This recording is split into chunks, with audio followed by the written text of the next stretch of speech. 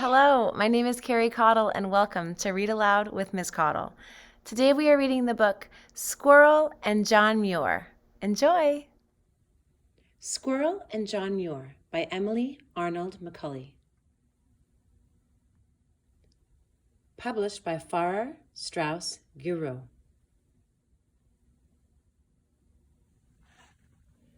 James Hutchings, Elvira Hutchings, Floy Hutchings, Cozy Hutchings, and Mrs. Sprout and William Hutchings. Hutchings' house was plain as a barn and sat in an isolated valley that lay like carpet at the foot of the mountains. It was operated by James Hutchings, his wife Elvira, and her mother, Mrs. Sprout. The Hutchings children were Floy, her little sister Cozy, and her baby brother, William.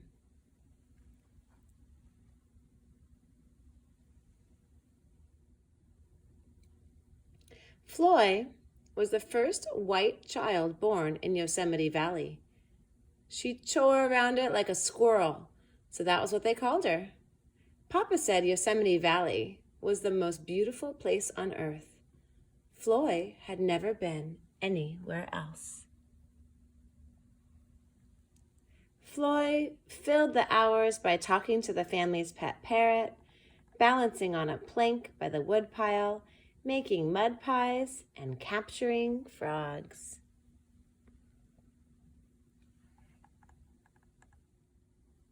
Papa wrote magazine articles that made people want to come and see the spectacular scenery for themselves.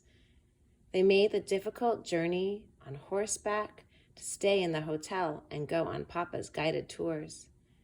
Floy would barge up to the tourists and say, "Why did you come? Do snakes scare you? They don't scare me. If you get bit, I'll save you. What about bears?" Then she growled at them. "What an odd little child," they would mutter. Papa let Floy go on his tours, but once when the group was too pokey to suit her, she left them to follow a deer track and wasn't found until after dark. "I can't mind you and a business at the same time," Papa said. "You'll have to stay home from now on." Another time, the boys at the stable dared her to ride an unbroken horse. "Where have you been, you wild thing?" Granny Sprout cried when she came in. "Clean yourself off before the guests see you." At night, Papa read Shakespeare aloud to the guests. Afterward, Floy watched them undress. A lady heard her snickering and complained, "Mr. Hutchings, that girl of yours is a little savage." Papa decided that customers needed more privacy, such as would be provided by walls between their rooms. He bought a water-powered sawmill, but he couldn't run it and make the hotel improvements by himself. One day, a man sauntered up to the hotel as if the fates had sent him. "I'm John Muir," he said. "I'm looking for work." "He's just the man," Papa cried after they had talked. "He's a sawyer, a carpenter, and an inventor." Floy dangled a lizard in front of the man. Tourist ladies usually squealed. "Hello, little go-quick," Muir said to the lizard. To Floy, he said, I think he wants to be free, just as we do." Floy stared at him. She put the lizard on the ground. "Don't pester the man," Papa said. Papa and John Muir set up the sawmill and cut boards. John Muir built himself a small cabin, slinging his bed from the ceiling and letting a stream run right along his dirt floor.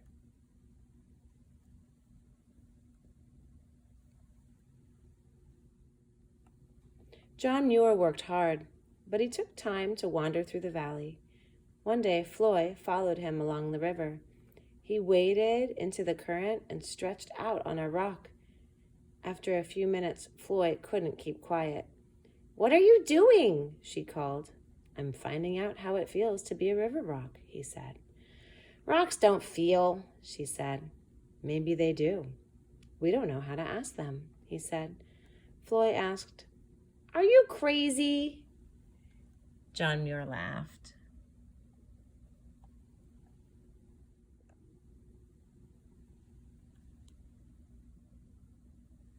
Granny Sprout knew how to predict the weather. When she said it was going to snow, John Muir went dashing outside as if the house had caught fire. Where are you going? Floyd called. To listen for the sound of snowflakes landing, he said. I don't hear anything, Floyd said. You're not quiet yet, Muir replied, bounding off. When spring came and flowers bloomed in the meadows, Floy heard John Muir teasing them. Now, how did you come here, sweet blue-eyed darlin'? He asked one. Didn't I see you miles away last year? He filled his pockets, his shirt front, and his handkerchief with blossoms, leaves, twigs, and pebbles.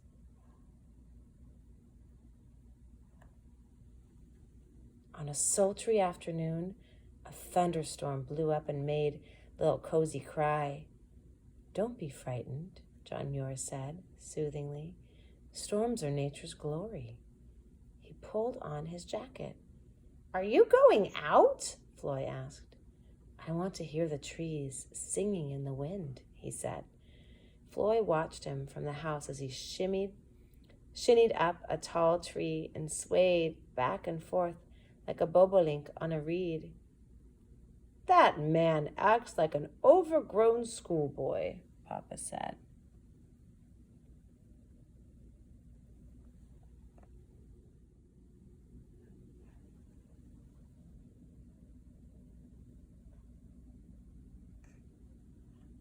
When he had the day off, John Muir went climbing.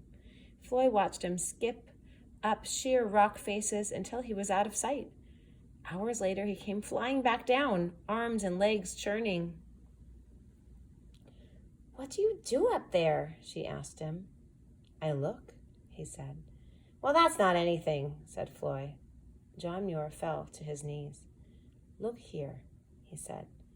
It's just some old ants, Floy answered. Now, look again, he said, handing her his little magnifying glass. Floy gasped. A huge ant was crushing a leaf in its jaws. Here's another trail to follow, Muir said. I don't see it, said Floy. Grasshopper, Muir said. Now where is he? There, cried Floy, seeing it hop.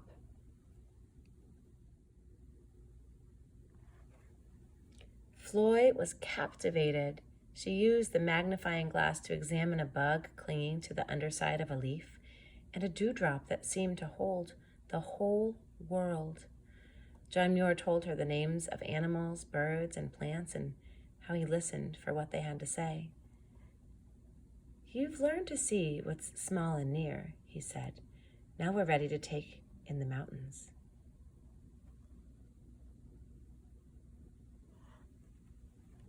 Floy raised her eyes. They're staring at us, she said.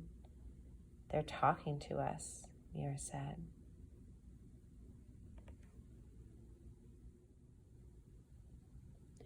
Muir believed that the mountains and valleys had been formed by glaciers millions of years earlier.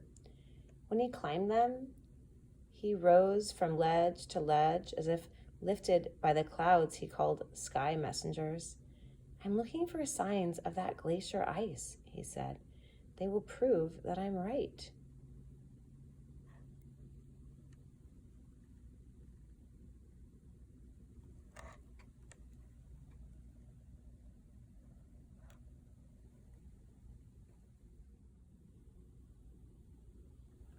One day, John Muir took Floy on a walk that followed some bear tracks. He told her he had found a lookout on the north wall. I call it Sunnyside Bench, he said. I sat looking long enough, and eventually I saw. There are glacier trails, rocks and domes, all polished by ice, from one end of the valley to the other. They show us how Yosemite Valley was formed. Will you take me to Sunnyside Bench? Floy asked. "Someday," Muir said, "when you are ready." John Muir spent his evenings with the family, working on an article explaining his glacier theory. Then he mailed it to a New York newspaper. "Maybe they'll publish it," he said. Papa complained. "I don't pay him to hatch crazy ideas. Scientists say there never were any glaciers here. They're calling Muir ignorant."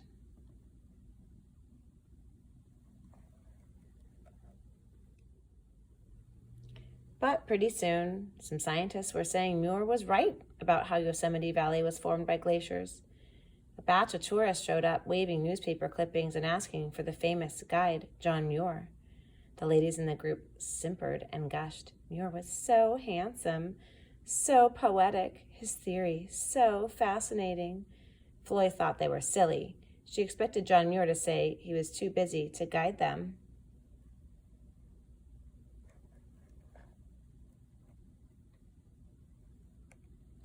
"Well, they are silly," he said. But he just couldn't help talking about Yosemite Valley. He loved it so much. So Floy went with him. He explained about the glaciers and asked Floyd to name the plants and animals. "When we try to pick out anything in nature," he told the visitors, "we find it hitched to everything else in the universe." 2 ladies contrived to faint. Others whined about the bee stings, torn clothes, and sore bottoms. But when they got home, they spread the word about the gentle genius of the Sierras. The more people came and asked for John Muir to be their guide instead of James Hutchings, the more Papa stewed. Finally, he couldn't stand it anymore. "Muir, you're my hired man," he yelled. "Either that's your purpose here or you leave." Muir nodded. "Then I'll be on my way," he said. Floy took off after him. "I won't let you go," she cried. "There's work I must do in the world," he said. Floy saw that he meant it. She screamed, "I hate you!" and ran off. Muir chased after her. "Come, Squirrel, follow me." He held out his hand. "I'll show you Sunnyside Bench. It will be yours now." Floy wiped her eyes. "Everything changes, Floy. That's nature's first law."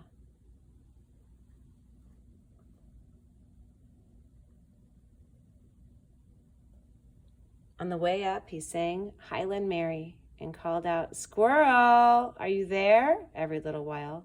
She called back, "Yes," and heard her answer trail away.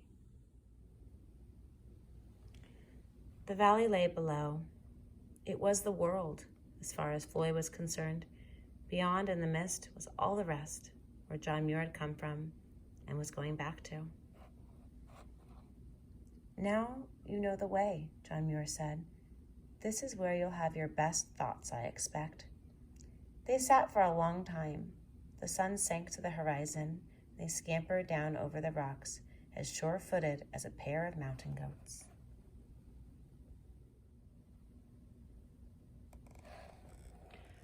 Author's note: this story is not strictly true, but it is meant to convey the spirit of what might have happened between John Muir and Floy Hutchings when they met in Yosemite in 1868. Muir did have a spot called Sunnyside Bench, but I did not depict it because I wanted a different view, one that could serve as a lookout to the valley and beyond and be a pictorial metaphor for seeing into the future and wider world.